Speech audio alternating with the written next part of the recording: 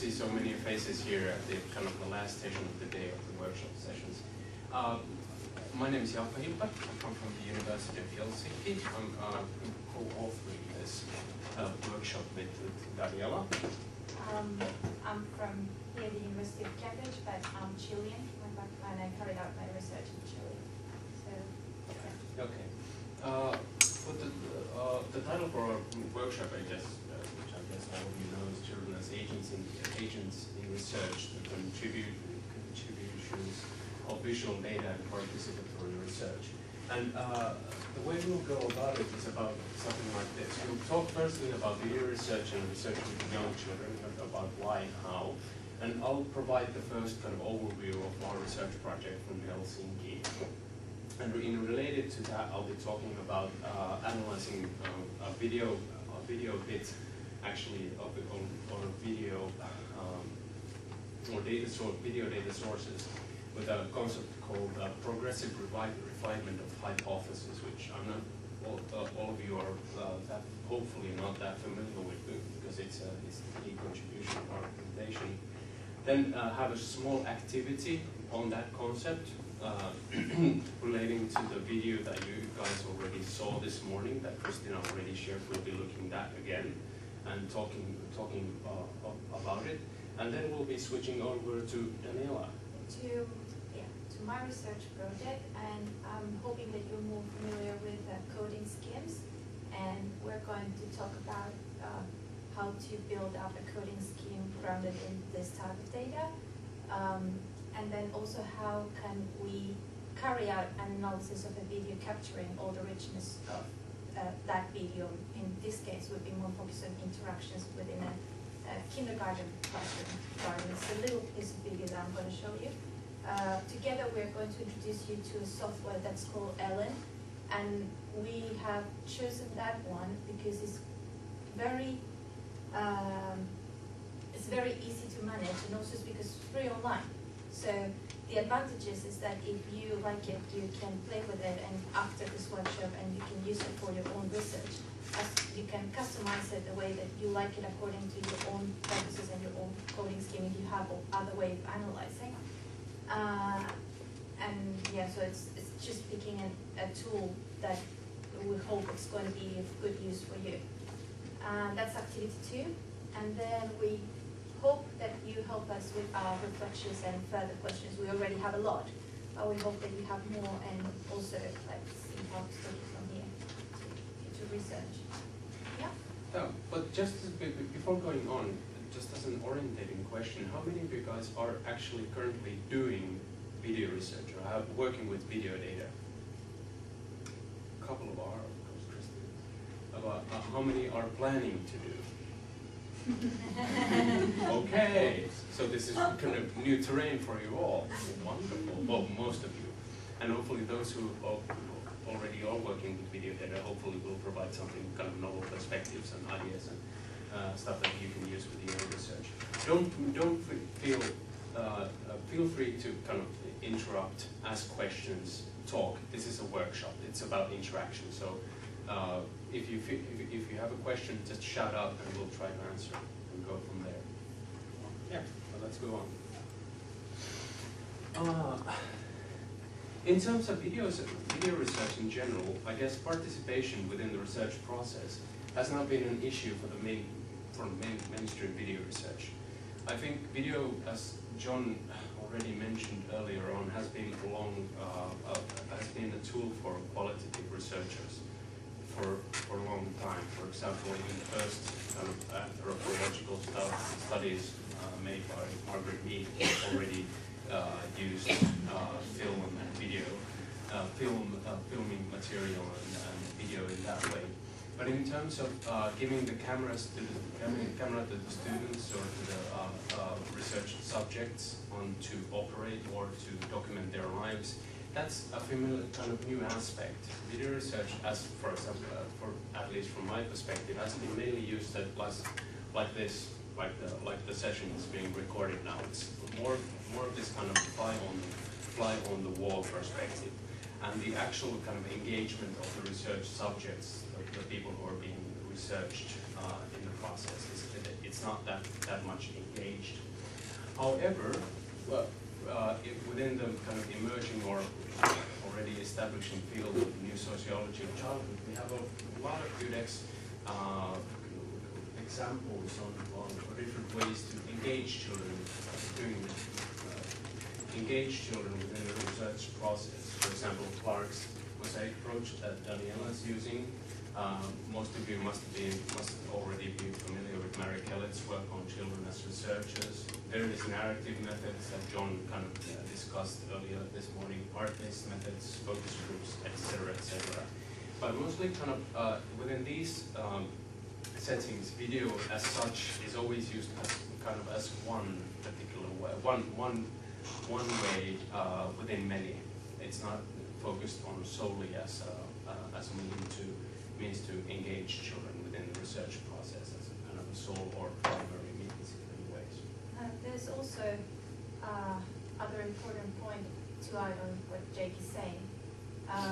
There's not only engaging young children with research, but it's also acknowledging that it's valid to listen to their opinions as a valid source of the phenomenon or the process that we are studying.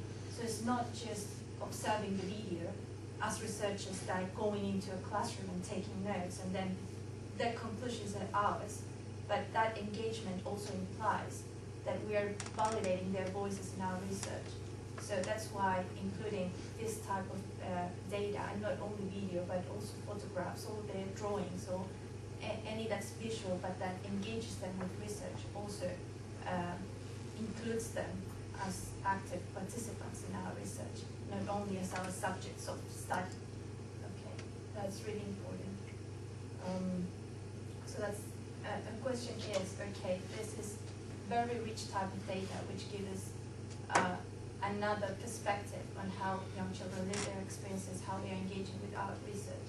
But how do we keep the data that they are giving us? So usually you have a video or you have, again, drawings or photographs, but then you transform that into a narrative, into your dissertation, into a paper.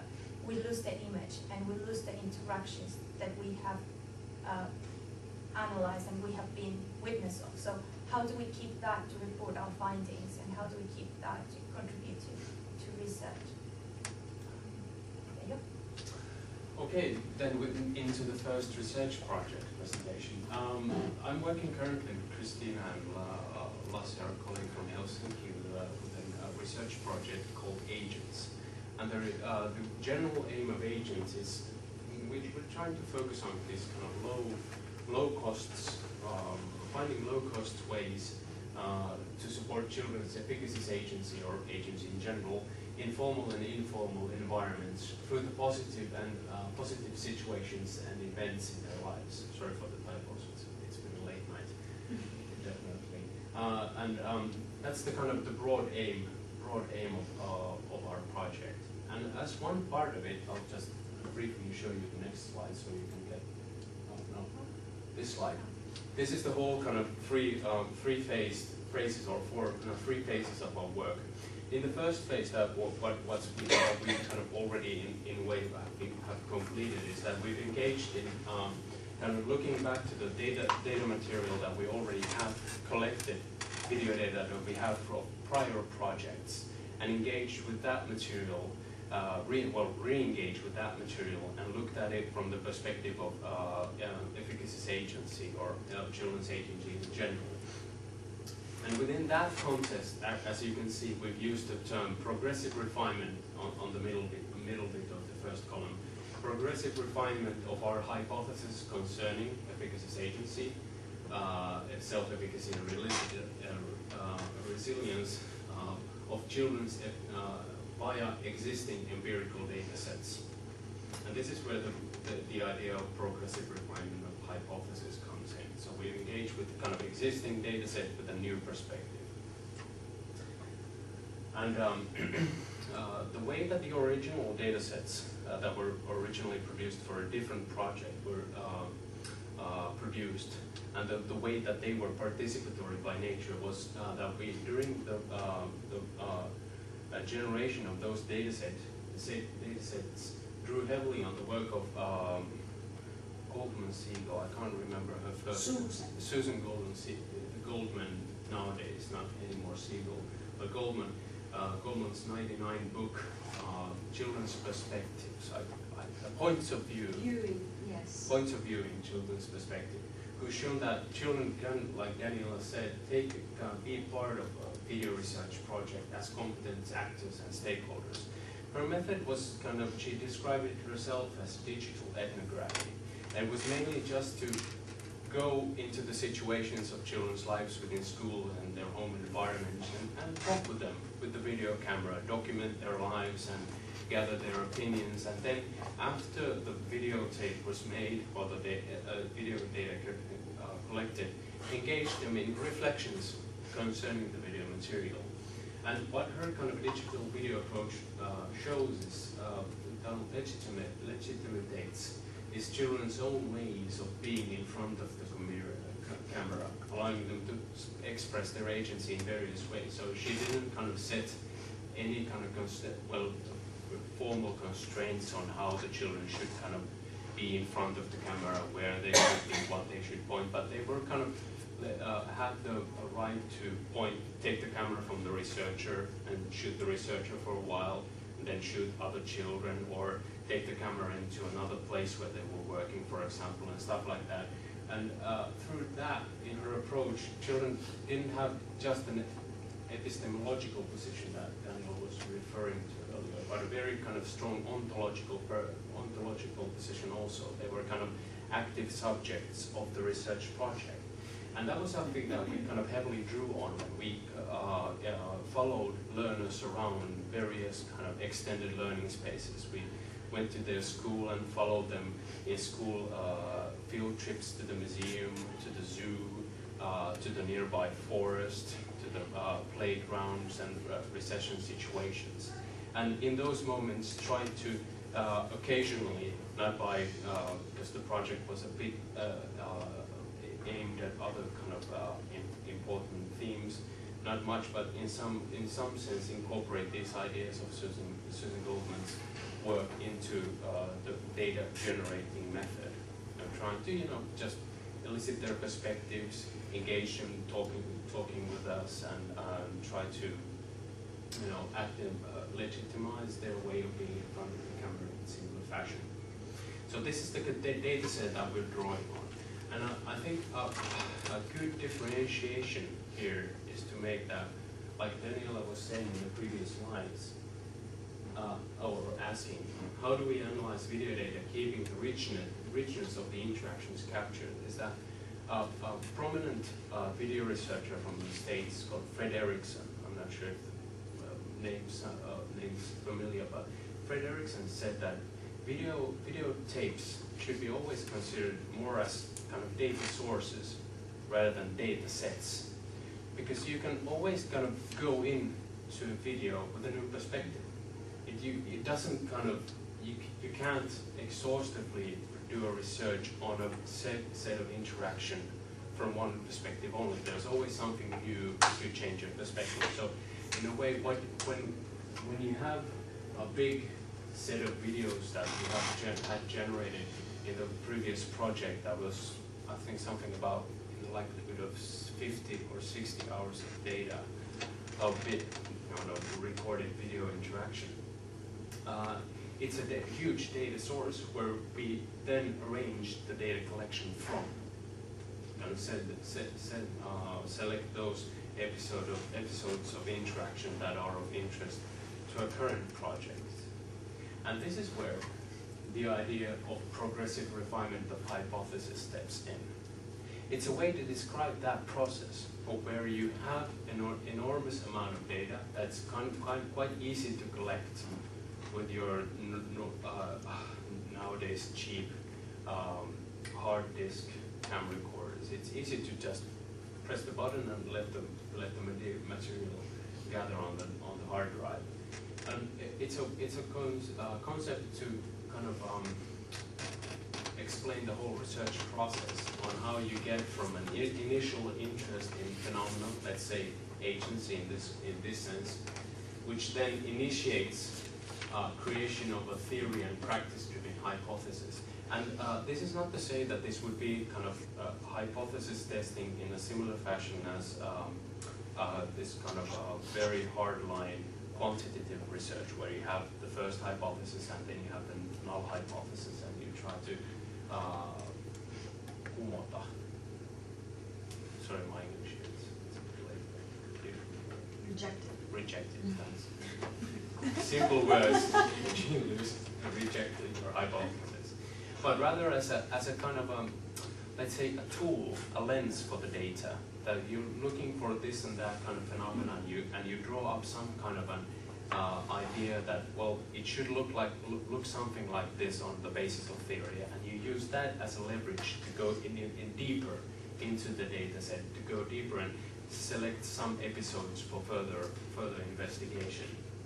So the creation of a loose hypothesis through which you go through the data collection, identify various kind of interesting episodes of the phenomenon excellent, let's say kind of here efficacy agency, that then again feeds back through this kind of iterative process to the refinement of the initial hypothesis, which then either leads to kind of more detailed analysis of the selected episodes, or incorporating new episodes into the data set, which then leads to expanded notions of the phenomenon agency that can be used either in cross-case analysis or within more kind of analysis of that given data set.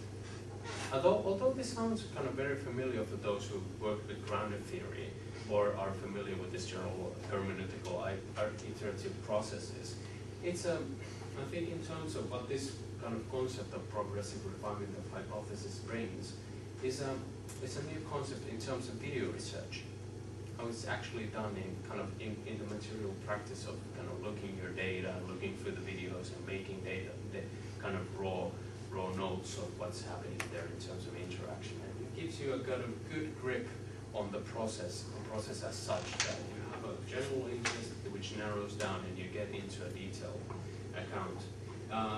For those interested in the paper associated with this concept, there's an Randy Engel, Faith Conant, and Jim Green from the States have written a very good paper explaining this phenomena more closely than I have time to do here in a handbook of video research in the learning sciences. I guess I have it up as a PDF, so if you're interested, come after the workshop.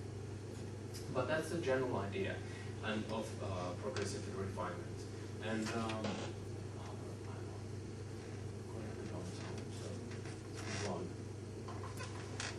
yeah, in terms of the activity. Now, what would be nice if in the next, let's say, 10, 15 minutes, this is the assignment, we'll go into the video in a short while. Let's say that the initial hypothesis is that being positioned in interaction as doing something of one's own volition essential for the development of agency. Look in the episode that I'll provide. What in the episode supports the hypothesis? What refutes it? Is there evidence of both, of either? Or how would you, if you could, refine the hypothesis on the basis of the clip and proceed with the research? And if you have time in your small group, what other possible hypotheses regarding agency one could draw from this episode? Okay. Yeah, let's switch back. Oh, you can switch back to the video. I guess what would be easiest is just to work with the next form small groups of 3 people. I guess that's good. That's just good. And try to reach some sort of an agreement within your group. And let's say that we have about the next 10 minutes. Let's watch the video again a couple of times. Then you can engage. I suggest that you do some notes, while watching, and then engage in discussion, and then watch the video again a couple of times.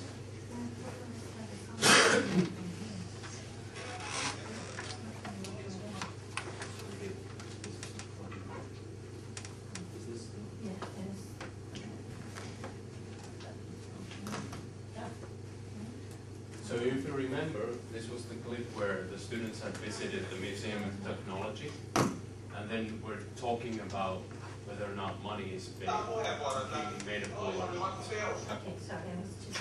No, no worries. Shall we turn off the lights or is that okay? Is this okay? Can you see? Yeah. Jaetaan puheenvuorot läpi. Oli vaikka perustelut näistä mielessä.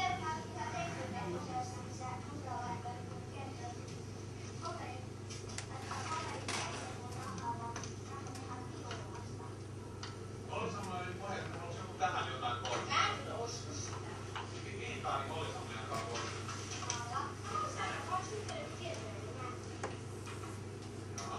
Muu kommentoidaan.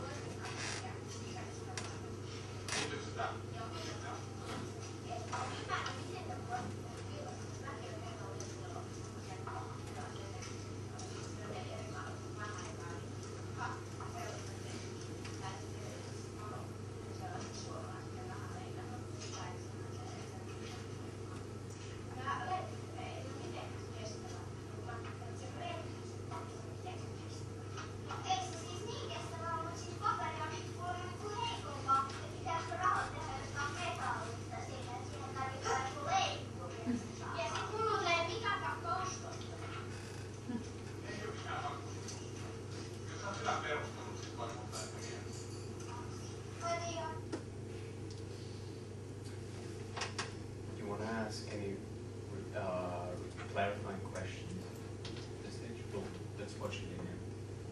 What in between? Yeah. Kasperi, sitten jaetaan puheenvuorot läpi. Oli vaikka perustelut näistä mielessä.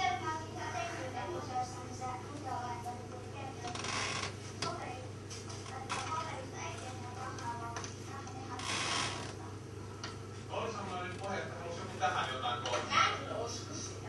Kiitaa, niin oli sellainen joka vuosi.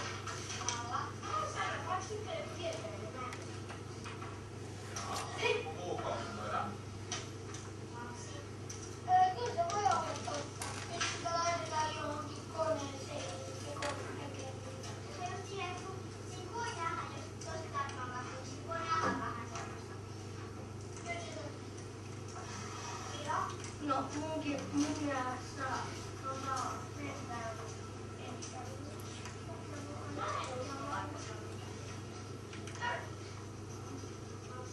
Jollain koneen tehdään sitä. Ihan kun rahaakin tehdään koneen. Sellainen tavallaan tehdään sivulla, että se on niinku se kokonaan se paperi. Loistavaa. Tähän vaiheeseen voisi vaan tähän keskusteluun joku, joka voisi sanoa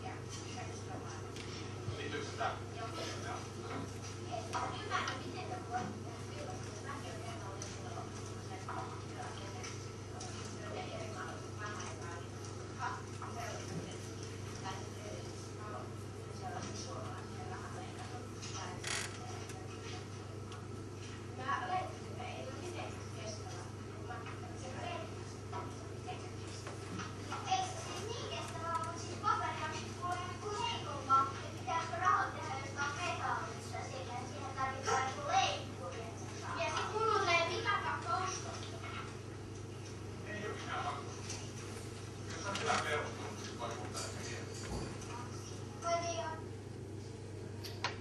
Okay. Now let's have about, let's say, 7-8 minutes kind of discussion with your kind of small group.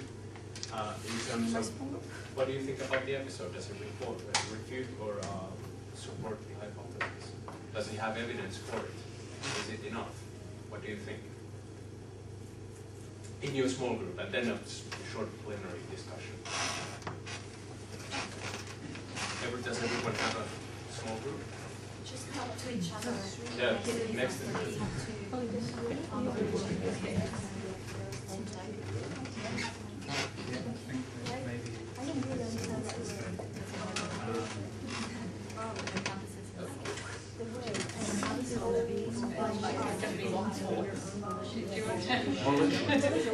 Abolition is your own will. Your will.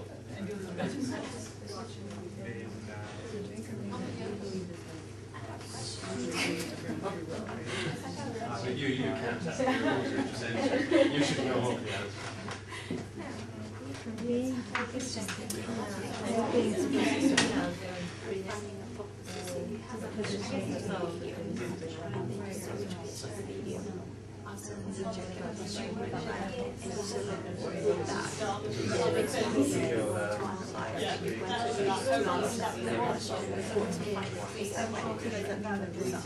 Yeah, sort of. Yeah.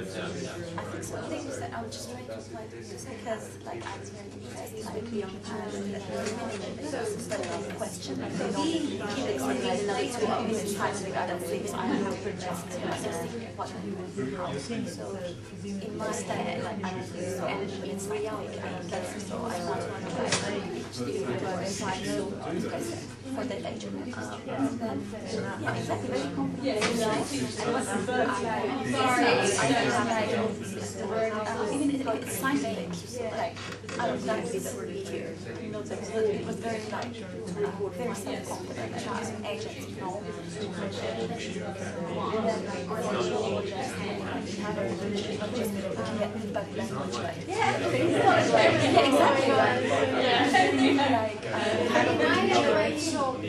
Yeah, very like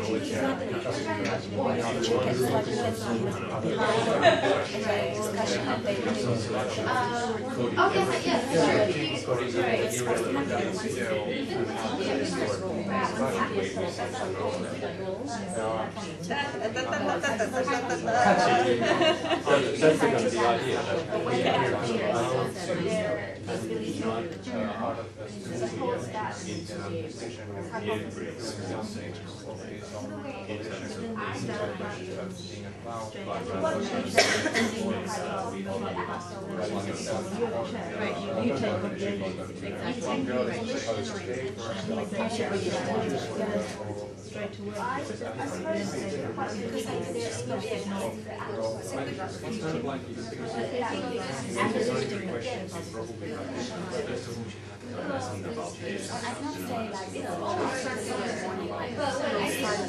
it's not like they don't have an idea or they just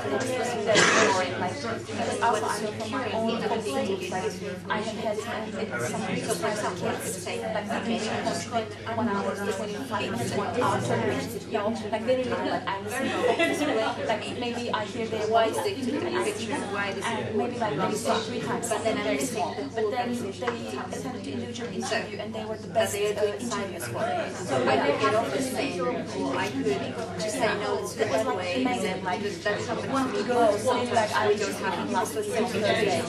I look at she have I told you I really recommend not more than 2 times on Sunday. But then to make an imagine interview, she's the best interview and answer the questions and like I was amazed when she asked questions with oh my god, it's one of the best interviews I've ever done and one of the best so like it doesn't really matter here like there are few like tomorrow they're also trying to work kind of the teacher is really like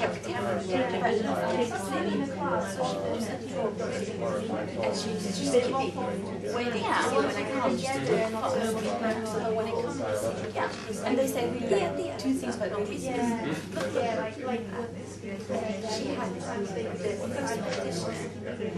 yeah and they evaluate that okay this is the point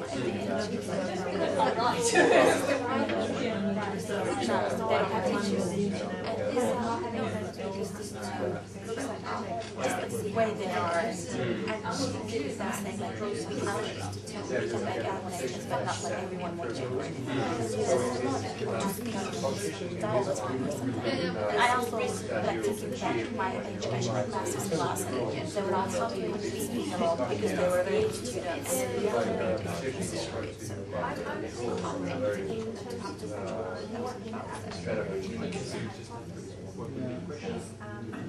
Because the whole atmosphere of the bar is like supposed to have reality first.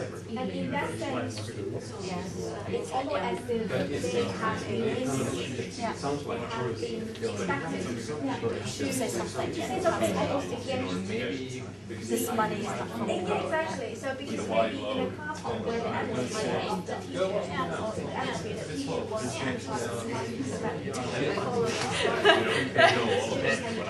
but the teacher is advised that you're supposed to speak up for yourself. You're supposed to maybe be very critical on how to analyze it. And I have a feeling that that's what the students are doing in their class.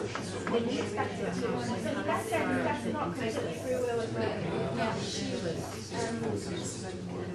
So I guess the question is, in what way does the student really have a complete freedom in thinking what they think? Because at the same time, we can think about which is I think that might be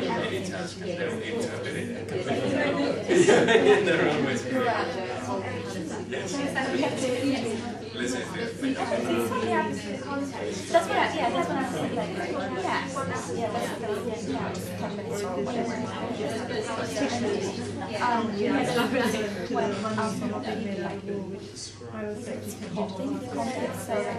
like,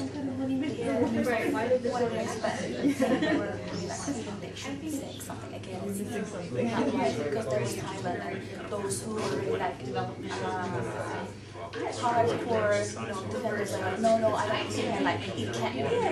Somebody told in the meeting, and like, they were really against, and they were really like, built this small group, like, supporting each other.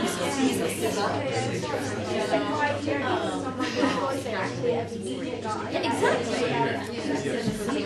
Very nice, like, those children are raising their voice. No, I don't believe in politics, so it's perfect. And then age, like, they disagree with the authority, and then really know this age. But on the other side, like, what about the others? Maybe they were just feeling like, because they got this, exactly, it's so loud. That's what teacher needs to figure that out. It was just kind of, getting behind it. It's interesting to ask me this question, why driven density? Why doing something that's what we learn. That's why, I think that the one that's So you guys want to see the video once more over? So he said out Is there any need for it, or should we just kind of have a clear I don't know if you read those very old social psychology research, but there is a fake leader that says like it's smaller, even like they see it's not smaller, it's longer. Exactly, but then there's one leader, and he's a researcher, and then there's no, it's the smallest, but actually everybody says yes. So it was very like dominant. Yeah, I think that's true. because That's why I was just What about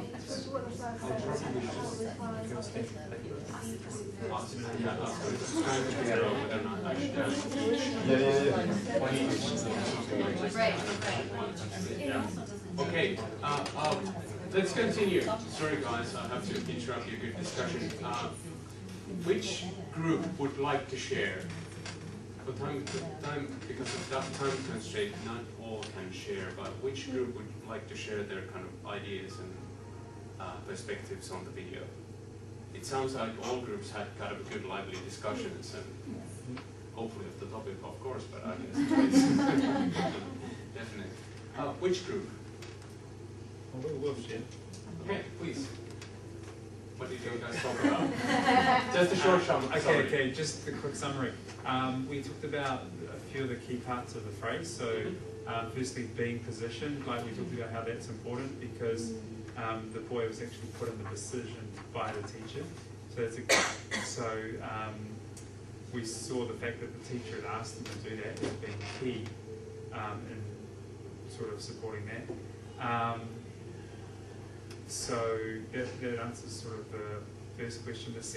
The other main point that we were kind of talking about is, you know, like in terms of what in this episode refutes the hypothesis. It was one child's idea, and therefore great for the development of his agency. However, there was a girl standing balancing the paper. Now, you don't know what she's thinking, but it's quite possible that she just doesn't care how money's made, whether it's made of water or whatever. And so, certainly in terms of the development of that group's agency, then yeah. But in terms of the development of some of the other children's agency, there's evidence here that would suggest that perhaps Mrs. Farrow is not really. You guys want to add anything? Yeah, that's important. And of course, we also talked about the structure that they have in this classroom, that the structure enables the agency for development of it probably to some of the students, because it demands of argumentation combined with your opinions, or only your opinion isn't enough, which is like a rational, enlightenment-based perspective. Does that evoke any other thoughts from other groups?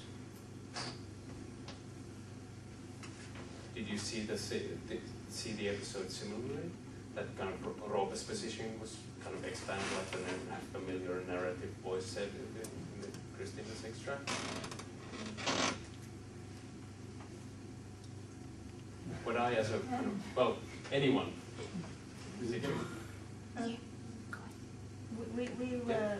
We talked a little bit about the exchange where one of the children passes it back to Rope that you're the chair, and then he says, I know. And we talked about the agency there, that the student who didn't want to necessarily get involved, and just passing it back to, well, you've been empowered to do this, you deal with it.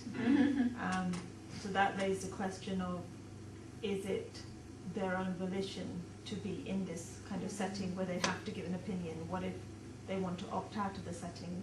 The girl doing the, with the paper, would she rather be reading a book about money or researching money on the internet and learning about it that way rather than engaging in this way? So it was just raising questions. Yeah. Good questions. Just thinking, it's interesting that in the episode, a lot of people were voicing of this belief that the money is made out of wool, but not many people actually voice that actually they do believe the guy that the money is made out of wool. And it could be possibly because the person, the chairman, was the person who was actually putting forward the idea, actually, I don't believe it. What do you think? And because he's the chairman, he's setting out the atmosphere of the classroom and everyone want to go with that more. That's true. Yeah, we were kind of interested in the different types of agency that, the kind of you could carve up agency in a number of ways from that perspective. And I was particularly struck in a sense by the sense of moral agency, so that when Sarah articulated first of all, I believe, there's a sense of emotivism here, well, I believe, rather than a kind of fully autonomous, developed moral agency in the sense that I have reasons to believe, which is a very different sense of agency. But actually what the teacher was doing was in fact scaffolding the agency. So we often start from moral agency from a position not of volition, where actually we have to be, in a sense, forced in it, or guided, or there's a kind of sense of puppetry going on, wasn't there? We felt, that the teacher was the puppet master. But actually, that could be a moral position. It could be a manipulative moral position, or it could be a non-manipulative moral position, depending on the purposes of that teacher with those students. You see, so you could actually carve up agency in a number of different ways. That would be a way to kind of go forward and try to come up with new and even better kind of hypotheses from that particular clip on. Yeah. And for example, how moral agency is enacted in different kind of settings and different situations. So then for those, especially for those from the whole kind of data segment that you've chosen, Yeah. data sort of. Yes. We also said that it was just 2 minutes, and it's very difficult to say more things, so maybe said at least 2 minutes. And then we said that we had a problem with the word being positioned, like who was positioned? Was it group or was it everybody else? Because it was a position for the teacher who did not want to intervene. And I talked to the ladies about my experience as a teacher and actually a teacher in Greece, where things are different. And I said that in a Greek environment, like any teacher would definitely intervene and talk to the other kids and say, "Come on, say something," and then forgot that he's not in charge. And then after he set up the rules and then he told Rup what he had to do, there was a point where the other girl, Paulina, told him, like, "Rup, you're the chairman." So from the beginning, we see that Rup didn't realize at the beginning who he was. And little by little, even with the help of the teacher and the other girl, developed some kind of agency. But I'm not sure whether it was, I agree with you, out of his own volition or whether he was playing another role.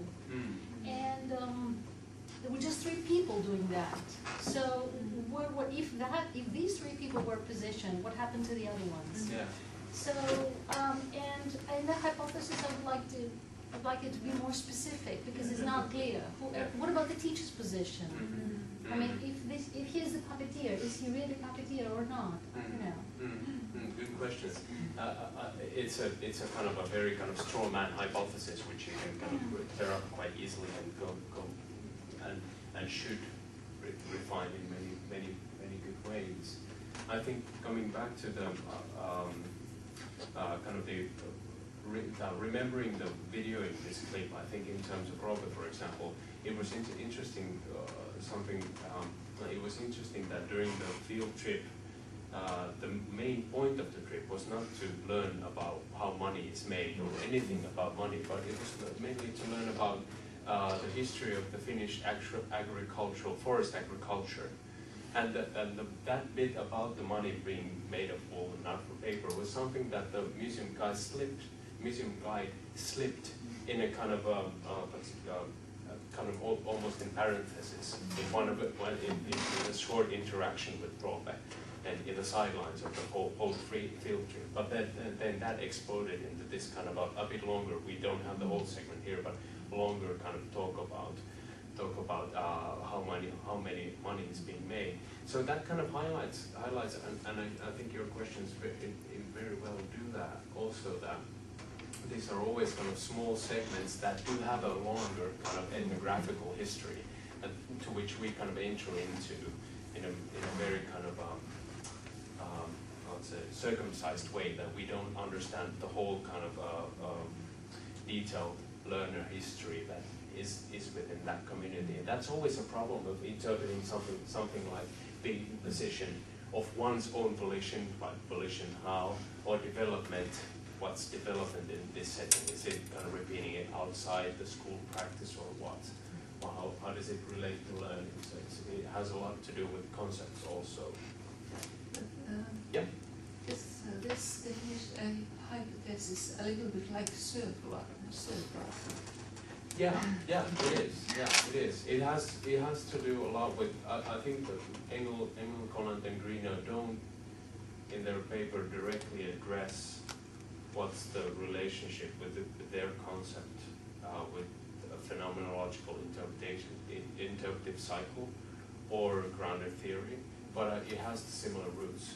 It definitely has the similar roots. I guess the difference is that it's kind of more oriented to video research, and the experience, the empirical examples come out of video research within that context.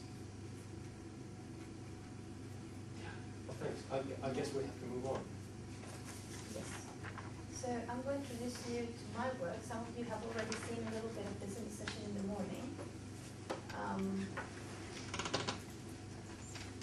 So I'm researching transition between kindergarten and first grade in Chile, and I'm mainly interested in young children's perspective of that transition. I'm based, as Jake was saying, my research design into the mosaic approach, and I've carried out a bookmaking task with photos, but also then there's two parts of that task. One is taking the photos and naming the children while they're taking the photos, and myself as a researcher using those photos to interpret their perspectives. And the other bit is while they're doing the photo book or while they're doing the poster, I'm interviewing them, I'm talking with them about the photos that they took. And that piece of video I also analyzed more closely on what children are telling me, how they experience their life at school every day in kindergarten and first grade. But I also did some video recording of classroom activities, which is what I'm going to show you now in this workshop, in kindergarten and in first grade, to have a different perspective or a complementary perspective of what they were saying, but also because I'm interested in how teachers interact with young children in my home country, and how activities are proposed to them, and how learning is also proposed to them as a fun or more academic-oriented experience. But I'm interested in seeing how these interactions influence young children's perspectives as well. This is a bit of the text just for you to look. As I said, we're going to go into the videos now, but this is what I did with them. Oops, sorry. They took photos. Some of them decided to do a proper book with the title at the beginning. Some of them just go and pasted the photos and talked me through them. And then we did a poster where they first, because in first grade they're already starting to write, I took advantage of that. I said, okay, let's make a list now of the photos you want to take, and let's show what changes in first grade. And so they made a list, and then they made a poster, and then they wanted to present a poster. At some point, so much work with me was coming with the question, so when are we going to show this? Can I show this to my mom? Can I show this to my teacher? Can I show? Okay, so it turned out to be a school project. We set up a workshop at the end where young children were the stars there, and they were sitting down like you, but with their book and their poster behind, and they presented to their parents and their teachers, and then they presented to their kindergarten friends in that school at the end of the project. I'm going to put you into this. Different way to analyze video that has what Jake is doing. I started by building up on what's there in the video. Basically, this is more what I did in the video interviews, which is, okay, there's this literature in transition, there's this empirical work done, and within these big themes, like for example in transition would be the teachers' perspectives, and then within the teachers' perspectives, what do they think about curriculum, then about curriculum, what do they think about environment, and then you start fine-graining that. And on the other hand, I have the elements that young children were looking at. So I have to be, it's grounded in my data source, but I can't say it's purely grounded in my data source, because there's something carried out there before, there's something done there about it. There's literature about it, but I try to contextualize it to my Chilean reality of that state school. And I do this process where I call it iterative, over and over and over again, until it makes sense for the 16 young children with the 16 books and the 16 posters, all of them together, for once at least, but I did it over and over again and go back and forth, until finally it looked complete. I assessed, it's not reliability, I think it's validity, sorry for that, but I had iterated that got trained into my coding scheme, was familiar with it, we have discussions. I rearranged my coding schemes after those discussions, and some things I said, no, I'm going to do that. And he assessed 25% of my data. That was how I lived it, and that's in paper. There's another way to do it that's also in the video, that's what I'm going to show you now. And you can have different structures for a coding scheme. You can have, what I have is the first one, themes, subthemes, codes, subcodes. I ended up with a list of 125 subcodes within all that big structure. because I'm very holistic. I like to know everything. And I'm trying also to understand this phenomenon of agency because it's new to me. I mean, I was looking at the data just focus on one particular thing, but there was so much there. There's like, okay, and that's how I think I started with the subcodes, and then it started to be a little messy and complicated, and so started to build up until I could divide it into a comprehensive way for me. It doesn't mean that when you do this kind of work, it means that you can purely look at this piece of data and you're only going to see that code and not other code. You can code multiple codes, and then the beautiful thing of doing that is that you can see the relationship between one code and the other, or you can think, oh, there might be a relationship there. So that's the beautiful thing of a little piece of video or an interaction that you take as a whole, and the elements you can see in it is like, oh, maybe this interest is related with this other one, and so on. And you can play with that. And that's why also probably I agree with what Jay was saying, is a data source. You can do so many different things. And you can apply so many different coding schemes. But stick to your research question and try to build up from there. And then you can structure it the more comprehensive way for you. Always thinking on how are you going to report this? How is it going to make sense for someone that's going to be reading or listening to you right now? So there are different ways to do this. As I was saying at the beginning, I'm very interested in the interactions. I don't want to lose the interactions of the videos. Yes, it's very easy to put the video, then look at the video, write down, or I don't know, but how can I report those interactions visually? How can I report them in time? How can I put a little bit of that piece of video into my dissertation and, I don't know, illustrate those interactions, for example?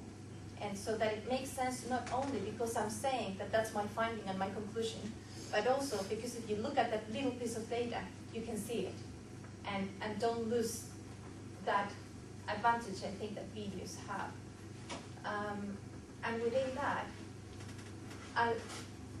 I'm exploring this right now in, okay, I have a qualitative analysis of this video, but then if I code so many times that this child is interested in trees, and then I code it in parallel with another one, then how does that correlate? And there are not a correlation. Can I do a quantitative study to support my qualitative study if I code it in a video on time in a software?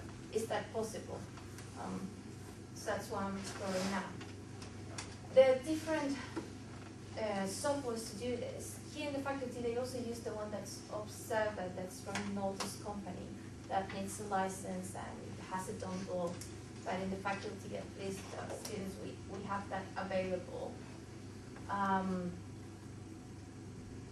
It codes what it calls point events. So in what I'm going to show you now, you can code the time, and I like that because you say from here to here, this is what's happening, and you can transcribe what they are saying or your description, whatever you want to transcribe there or insert a code, you can do that. In Observer, what you do is coding as many times as point events are occurring. So in that sense, it's very useful for self-regulation research, where you use monitoring, planning, monitoring, evaluating, planning, and you go and code the points events one after the other. That's what it does, and it's really good at that, and it gives you brilliant graphs of what you're coding. In this case, Ellen is really good for you to more freely insert your own coding scheme or build it out, transcribe, shows you a grid and shows you the start time and the end time.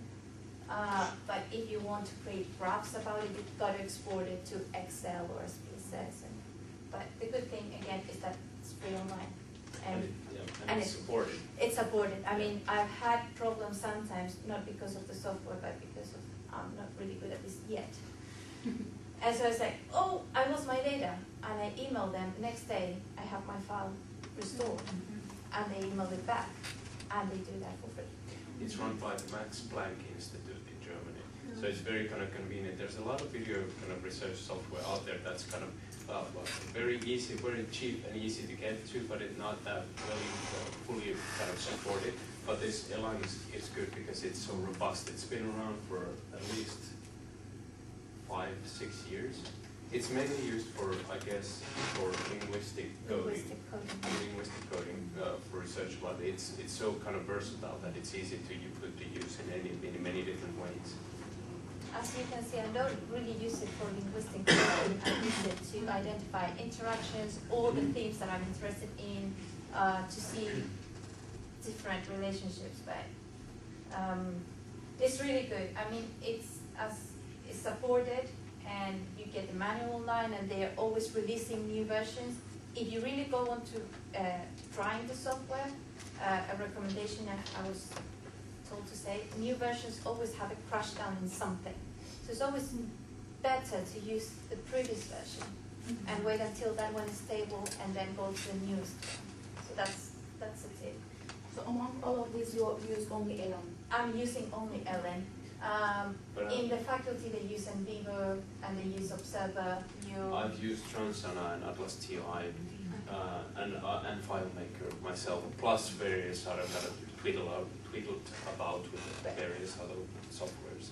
Which one do you think is like most useful? It depends on your research purposes, as I was saying, because maybe you want to edit a video, then Ellen is not going to do that for you. Back for you, you need another type of software just to edit the video. Maybe you want to see 2 videos in parallel because you have 2 cameras in the classroom, then Observer and Ellen are good for that. Maybe you're interested in frequency and you just want to go the point event, so then you go to Observer and you code the frequency or you code the length of that. It's not affordances, point events that are occurring, and then you get the frequency for that. But it depends on your research question and your purpose of how do you want to code your data. I guess it goes like go data first. Look at what's your data and then decide which to use, because all different programs have different affordances and different kind of ways of usage. And different purposes too. Yeah. So. And all guide kind of the research process in many ways. So I just purely first look at the data and then figure out what I need and use the existing software accordingly. The good thing is that not the good thing. The thing that you've got to remember if you haven't collected your data is that each of these packages work with their own codecs. So make sure that the video camera that you're going to use goes with the software that you're going to use. For example, there you are. I spent like a whole year trying to find out in which output format my video file had to be in order to work with Ellen, and trying to convert the videos and then finding the good software to convert the videos, because when I went and bought the camera in the first place and I told the person what I was going to do and what I needed, basically it gave me, okay, you need, this camera is useful. But then it came with its own software. I didn't know anything about video analysis. I didn't know anything about codec packages. So at the beginning, I spent 3 months without being able to see my videos because I didn't know if they work or not. But I had to keep on collecting the data, and I knew the file was there. So that at least someone was going to rescue me at some point. Then after that, I discovered that it didn't work with the software. So there's a lot of little details. Make sure that it's a very friendly camera that has different outputs, that it doesn't have a software dependent that you can't just use and watch the video just with that software, that you can use it in any, I don't know, Windows Media Player, which is the easiest one, and will work with any of those. And try to have all your videos in the same format. Again, same format, same code.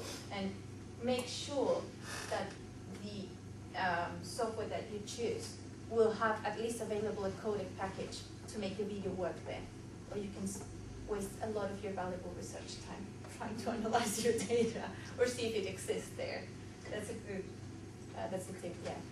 Yeah. I was just thinking that, for example, in terms of Elan, we had a problem with our project because we had Mac computers and PC computers. And Elan always uses the kind of the native video player of your computer. Because original format of the data that we've been sharing today was AVI.avi, which is a videos media player software. We had problems with the playback on the Mac computer with the kind of a picture moving on, but the sound lacking because the QuickTime couldn't play AVI format videos.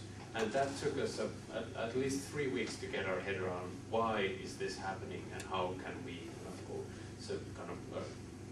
solve the problem. So it's good to be kind of aware of these things. I guess for those who are kind of entering into video research, this will be something that you'll eventually kind of stumble upon. So don't get worried about it. It's normal everyday life. A little question again, like also which language do you collect your data? Because I think that there has been a problem with Atlasti. Like, do you have any experience with this, like with this language issue? Because then it just becomes like a mess. Not with Finnish. Okay. Yeah, Finnish English goes quite well. Never heard of that one. But it might be. It might be. So now if you turn around, probably you'll love to see how in front. And you just go into this down bar and open the Ellen. It's not like this. This is there's an Ellen file opening. So you go to the bottom of the screen and it says workshop or Ellen.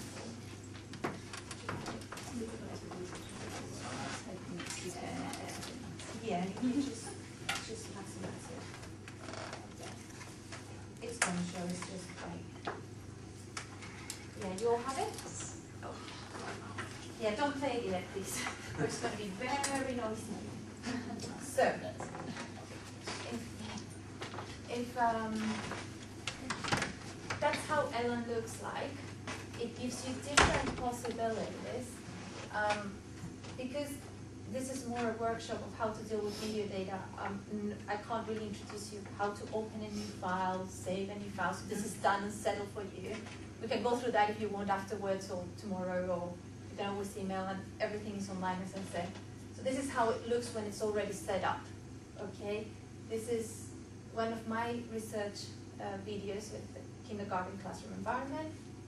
I've structured it for you. In this line, I've done the transcriptions of what's occurring. Here you have the controls. It gives you the choice of volume or of speeding up or slowing down, which with my videos doesn't work because of the conversion and everything, and I don't know what's wrong there. But I don't need that right now, but you can do it. If you start with the proper codec, you can do it. You can slow down or speed up. There's a grid that will show you, actually I should,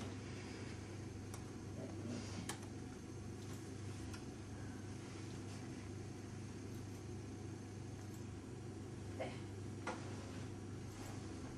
So if you want to see begin time, end time, duration, and what you have transcribed there, you've got a grid. Or you can put a text and select which one of these that are called tiers you want to look at there. And then you look at it there. You can also do that with that little arrow there in the corner. In my case, each of these is one, let's say, code or thing, something like that. And so within this, you can do selections, scrolling down with your mouse. You double click each tier where you want to code to make it active. And if I do that selection and I double click there, I can insert, I don't know, I can insert a comment about it. You can just go and write. And it converts in an annotation that goes from there to there. So that's securing from there to there. So what we're going to do now is first I'm just going to show you this piece of video like that with the dialogue there a little bit, so you can familiarize yourself with the video first, and then we can start playing with the Ellen software. And I'm going to give you after this the codes that I'm applying to this type of videos. And you can play around and see what you find, what you don't find, and your reflections you can just insert. The idea is for you to play with a coding scheme given and with the software to see how it works. So I think for this one I'm going to turn off the lights because it's very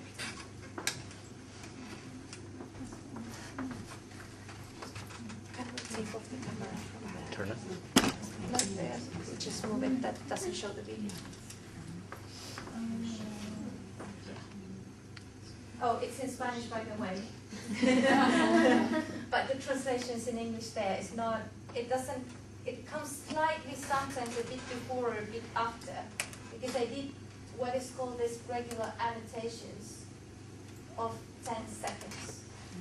So I insert the text, but it goes accordingly to the length of the image. So if I would have done regular annotations of 5 seconds, it would come more like just when they are talking. Can I ask a question? Because this is your PhD research, right? Yeah. Why, obviously this is for you to analyze, right? Yeah. Why would you annotate it in English? Just out of interest. I'm annotating it in English for you now. Oh, okay. But every time. Have you done it to all? You haven't done it to all your videos then? No. Oh, okay, right. No. I think you've done it to all your videos. I was like, wow. No. I do it. I do it when I report my findings, and if I find an event that I would like to write up in my dissertation, I would translate it. If I have an event that I would like to discuss with my supervisor, I would translate it. And if I would like to present it like now, Yeah, sure, I would translate it. But the rest is in Spanish, and luckily I have some other children friends that would do the integrated with me without me having to translate it. So, and this is just 2 minutes that that's why it's just for you to understand slightly what's going on there. Hopefully it's going to work. So you're going to see it here, but you're also going to see it there, and it's going to come in blue when it changes to 10 seconds. As I said, it could be not exactly when it's occurring, but it's the idea.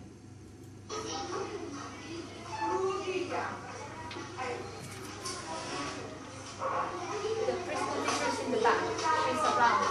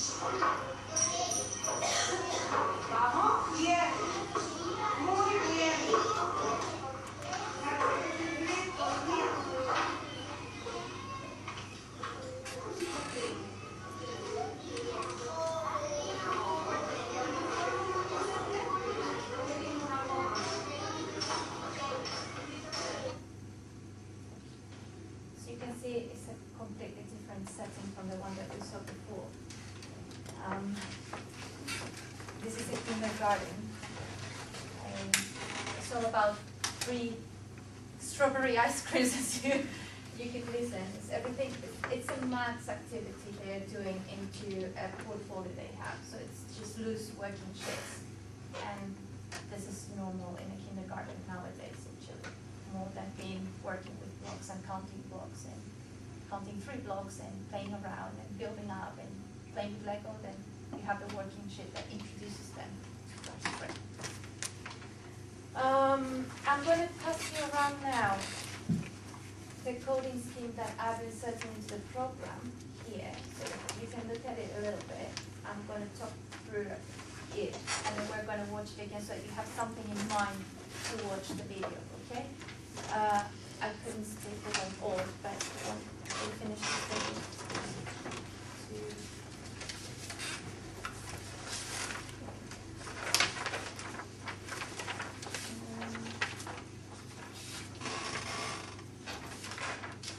so what we're going to do is to analyze or try to analyze these 2 minutes of videos with the setup that's in your screens. Just do it in couples of 3 so that everyone can look at the video. There's also some headphones provided there if you want to. But otherwise it's going to be very noisy for everyone. So there's some headphones there. As you can see, the transcription I did is more about the verbal interactions occurring there, and it's about the background of the teacher giving the instructions and checking what the children are doing in the different groups. But I have the camera pointing to 2 young children who are that one there and that one there. This is target child 1, who I call Michaela, and this is target child 2, who I call Belle. Okay? So they are also doing their own stuff while the teacher is giving the instructions in the back and correcting group by group. So it's also, here you can see how many different perspectives you can have in a video and how many interactions occur in a classroom environment that's set up like this. What I gave to you now there is this. And this is an observation sheet of the early education observation program or something like that. Sorry, I forgot the name. And what I like of this work is that it identifies the different types of interactions that you can have in a classroom. So you can have the target child with the adult and it could be balanced, or you can have the target child addressing the adult, but maybe there's a response, maybe there's not a response, or you can have the adult addressing the child or the group of children, and so on. There's multiple interactions, and there may be some ones that are not here that you could see in the data, or maybe not. If you have something similar, you can think about other types of interactions that are not here. And then within those type of interactions, you have how involved is the child. You have level 1, 2, 3, no, sorry, 1, 3, 5, because this was a 5-point scale, so instead of doing 1, 2, 3, 4, 5, it's too much already. 1, 3, 5. And then you have how the teacher engages the child. And in this case, I'm just focusing on how she promotes or not their autonomy. So if they have totally engaging qualities and the children can be totally autonomous in what they're doing. If they have neither one or the other, or if they're absolutely non-engaging qualities, so and the teacher is inhibiting the child's autonomy. So those are all my perspectives on what I'm looking at in this program. What you have in your window, going back to it, so all of that is here in the tiers. So I'm looking at the interaction from what's doing target child 1, who's that one.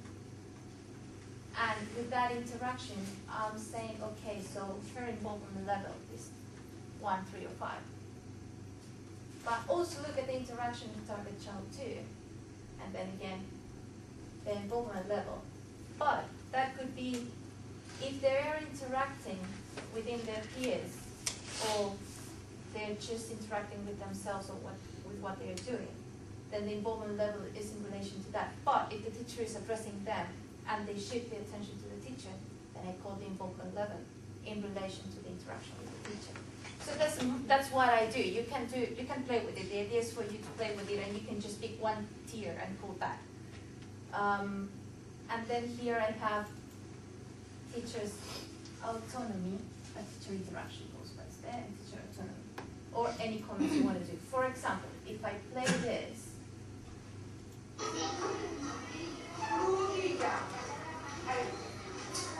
okay, so there the teacher talk, and I would say, teacher there. It was slightly, you can do this better with controls here, but it's just for you to play. So, I would say, she said, frutilla, there. Strawberry, there. Is that engaging? Is that neither one or the other? Or is that not engaging at all? What do you think? Please feel free, I'm very critical on this.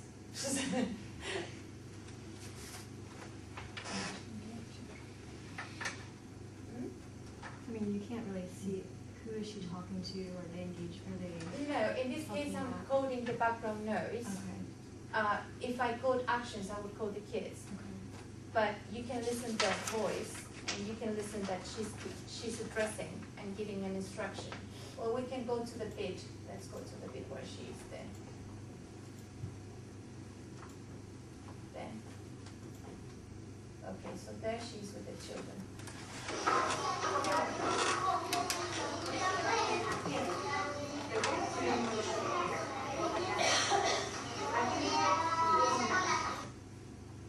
That bit, she was interacting with target child too.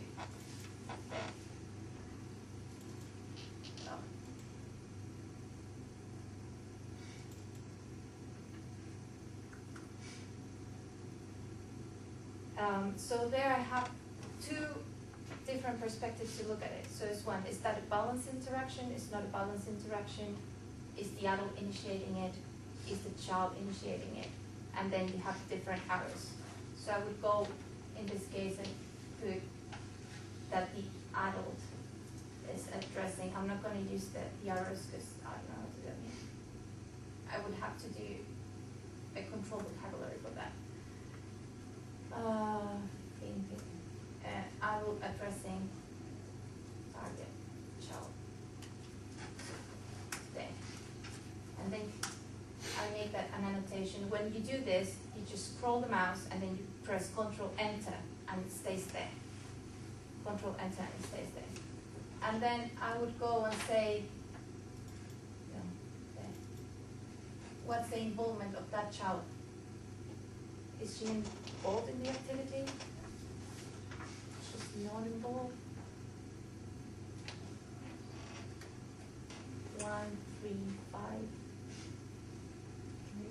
3. Okay.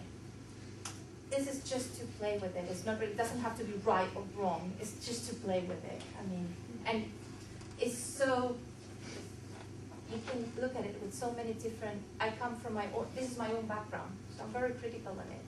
And I look at with my own experience. But here we are from many different countries and very different experiences of education. So it's really interesting to see with what perspective do you look at this. And so on. But the thing is that you can play with this in the computer there. I'll be around, I'll just try helping you. But basically you just select a bit of time, double click, insert whatever you want to insert there, Control-Enter, and see if you find patterns of interaction. So think you can code the audio. If the teacher is not there, just see what's going on. Or you can just focus in one child and say, we're interested in this child, so we went through the video only with this child. I want to see that. And you can do that as well. And you can just play around. The idea is for you to play with the software mainly and see also the bits of agency that we're discussing here as well. So I'll play it again, so you can see it now with this in mind. And then you can just go for it for a little while. Yeah? So, yeah.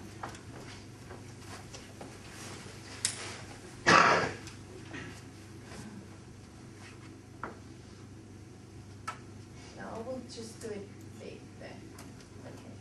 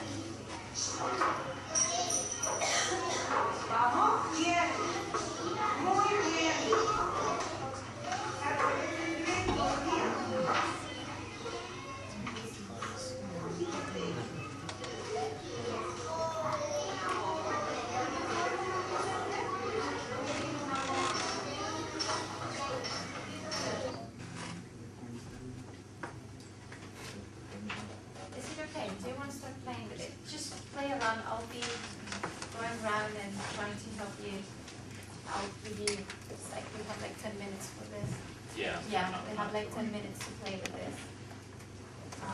Do you have any questions before I start that will help everyone? Did you code for every 10 seconds all of those codes? Yes, you can. Actually, what you do, what I did when I was trying to explain, if I have this, if I go and click there, you can see it turns blue. And so I have that annotation, I have it active. But the tire that's active is this one, as you can see, is the one that's slightly more pink. Oh, there. So basically what you do is pressing Ctrl D and it appears. So you don't have the problem of having exactly the same timing if you want to code the same thing. I just go Ctrl D, activating each tier, and you just go there, and then you can change the code accordingly. So you can do that as well. As long as that, and for example, if I go and click that one there, and then I want it there, where the pink line is, I just go Ctrl D again. And so I'm seeing two things at the same time. That's the way you can do it. Any other question, or you want to start playing with it?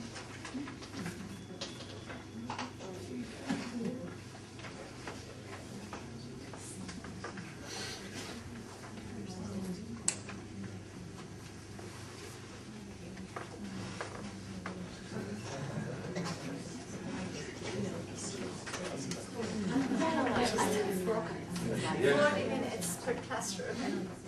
40 minutes? Yeah, so 40 minutes in kindergarten, 40 minutes in kindergarten. 40 minutes in first grade, 40 minutes in first B. What's used to this one? A lot of tears. You know what was that? You know, although she's not in Turkish, I was like, because her kind of paper is very visible. You know, we don't see that much. We kind of see that they're engaged in the writing, but in terms of, you know, the difference between these full Turkish house is one. She does speak a lot of kind of writing on it. It's she's writing something on with rubber, sketching quite a little time on that.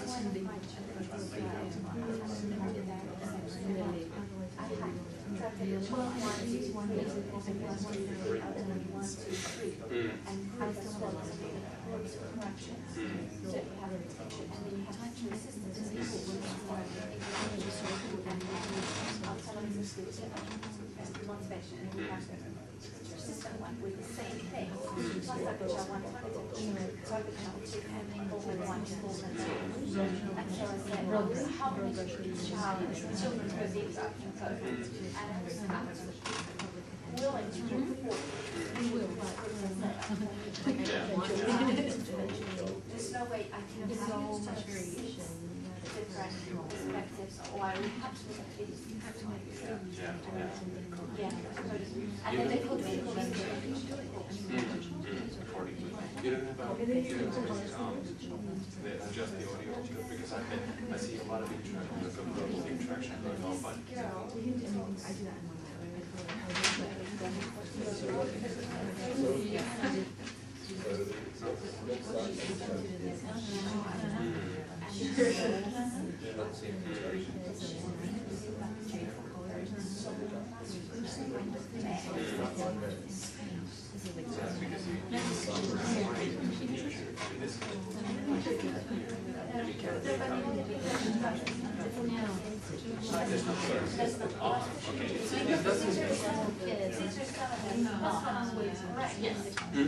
and she said, yeah,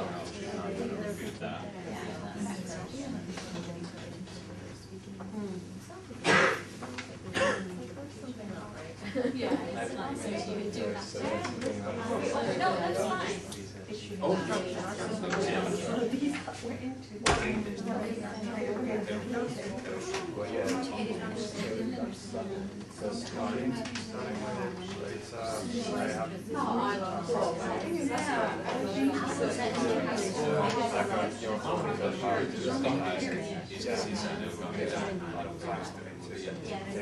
But I noticed that the first number yeah,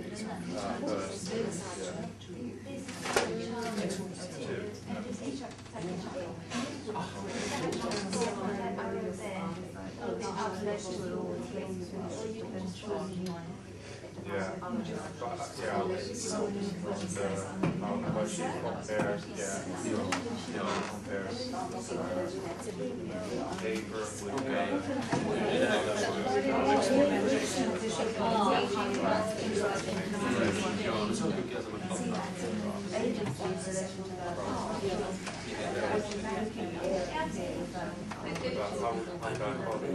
pitäisi olla sellainen, siis se on eri, jossa on kannattavia, se laitetaan dementia sisäisen.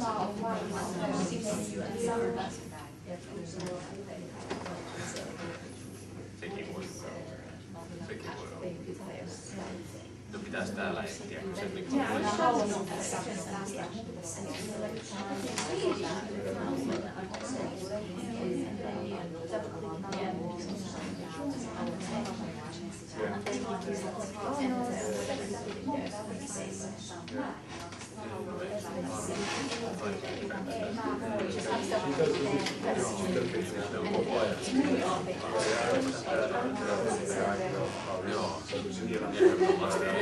sun ei tarvitse, olkoon vaikka mistä niin, supplement,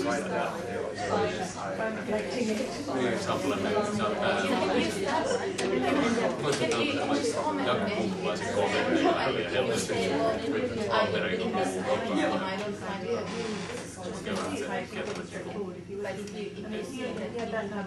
Tarkastun, että sitten mulla on tässä laitteessa oma huone ja on verkko. Ei ole muualla vettä aamulla. Ja kylmä huone. Joo. Ei ole vain päällä, jos meidän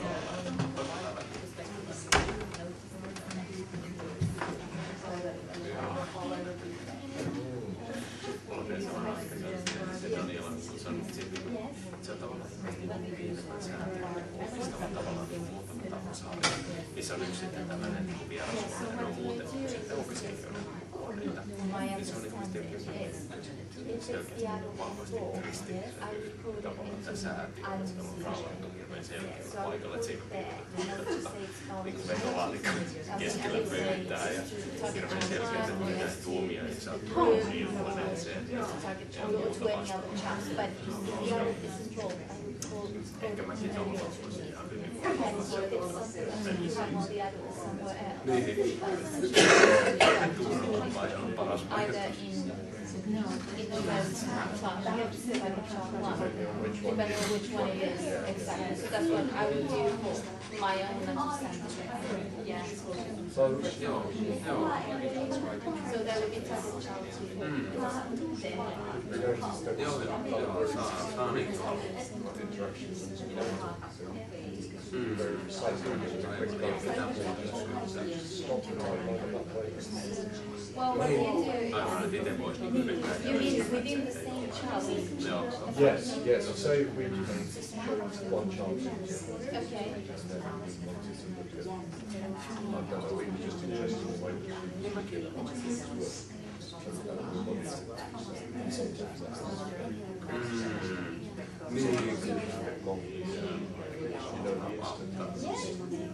Well, you should, yeah. that's the last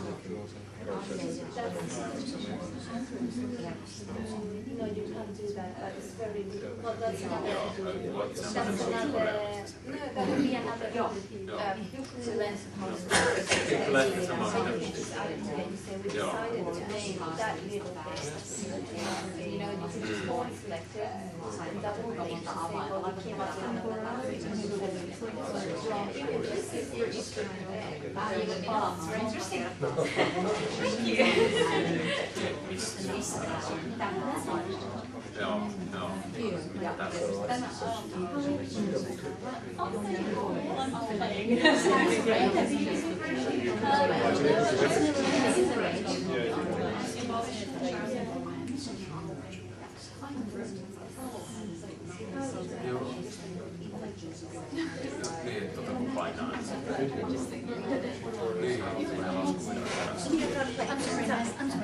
Niin,